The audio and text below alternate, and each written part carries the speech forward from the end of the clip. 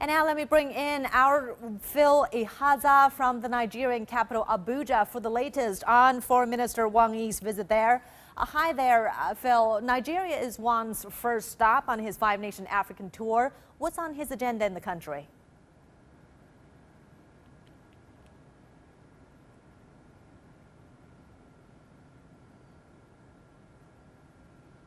Oh, thank you. Of course, it's no surprise that Nigeria is first on the list. If you look at both nations, Nigeria and China, we've had a very robust bilateral trade relations over the years, over 30 years. At the moment, we're looking at around $20 billion worth of trade going between both nations. And so it's no surprise that he's making his first stop to Nigeria. It's also a culture that has been on for several years where Chinese foreign ministers pay a visit to Africa and, of course, Nigeria to look into those relations once again, especially as the year is starting. So on his agenda at the moment, he's not arrived into the country. That's the nation's capital here in Abuja, but he's expected to land later tonight. But on his agenda, we expect that he will discuss issues around improving Nigeria's economy because the country is currently under recession. We're also expecting to hear things around how the country can easily battle or combat the COVID-19, especially with regards to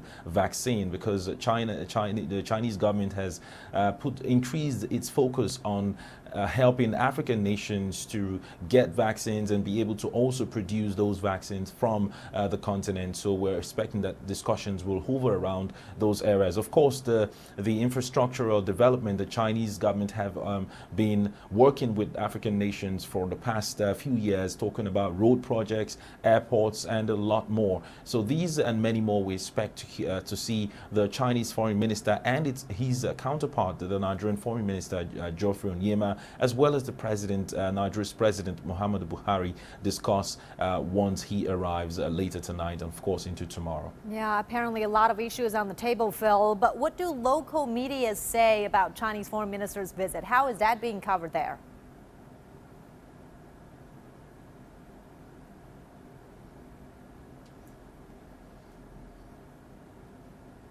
Well, there's a lot of enthusiasm among local journalists here, especially the ones that have access to cover his visit, the itinerary and all of that, all of the different places. We know that he's expected to visit the Ministry of Foreign Affairs. He's also expected to hold a press conference. He's also expected to visit the presidential villa where he'll meet with the president one-on-one to also discuss a few issues that I mentioned before. So there's quite a number of enthusiasm. Remember that we're coming from a year where the country's economy was really hit hard by both the dwindling oil prices and, of course, the COVID-19 outbreak. And so, journalists, reporters, quite a number of media personalities are looking to see what more is on the table for the Chinese government to present. Will there be some sort of debt relief? Will there be some new debt that will be, credit facility that will be issued for the country to be able to withstand